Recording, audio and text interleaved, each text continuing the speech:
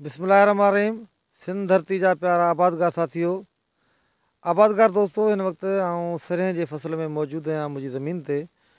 त ही जेका सरें आहे इन खे तक़रीबन 120-22 ॾींहं थी विया आहिनि ऐं हिन में लाबारो बाक़ाइदे शुरू थी चुको आहे। तव्हां ॾिसंदो चौधारी सां लाबारो हणूं पिया।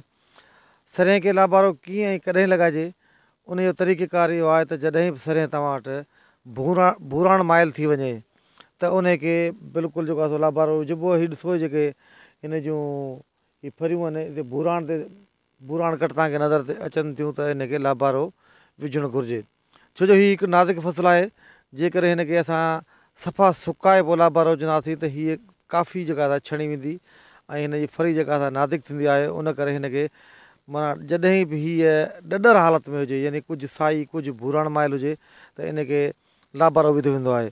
ऐं सरें जो लाबारो जेको आहे उनखे विझण खां पोइ हीअ तव्हांखे अॻु में असां ऑडियो छॾे चुका आहियूं त इनखे हफ़्तो जेको आहे सो घटि में घटि मिनिमम 7 डेज़ या 6 डेज़ इनखे इन में छॾिणो पवंदो फील्ड में, सथरनि जी हालत में, त जीअं हीअ कुझु सुकी वञे।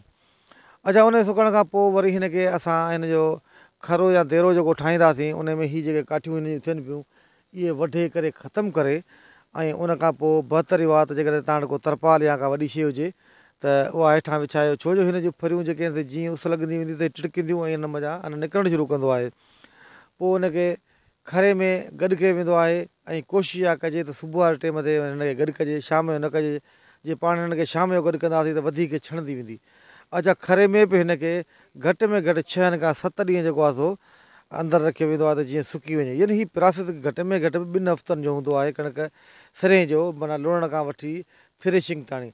उन खां पोइ हिनजी जेका आहे थ्रेशिंग कढी वेंदी आहे ऐं हिन जो मॉइस्चर जेको आहे सो उहो चेक कयो वेंदो आहे। जेकॾहिं तव्हां ॾिसंदो साए रंग जा दाणा हूंदा त सम्झो त तव्हांजी कची सरें आहे ऐं थ्रेशर मां जॾहिं दाणो निकिरे थो या हथ ते भञी ॾिसंदो कारे क़िस्म जा दाणा हुजनि त इनजी माना आहे त हीअ हाणे सुकी चुकी आहे ऐं इहा थ्रेशिंग कजे।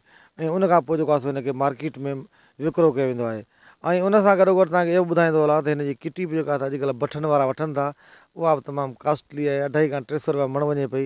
जेतिरो तव्हां सरें खे हेठि लुणंदव त किटी तव्हांजी वधीक ठहंदी। जंहिं जॻह ते तव्हांजो 100 मण सरें निकिरंदी त उते जेको आहे सो 150 मण किटी थींदी। त किटी जा पैसा बि काफ़ी थियनि था, जंहिंमां तव्हांजो घणो जेको हरनि जो ख़र्चु वग़ैरह या थ्रेशिंग जो ख़र्चु उहो निकिरी सघे थो।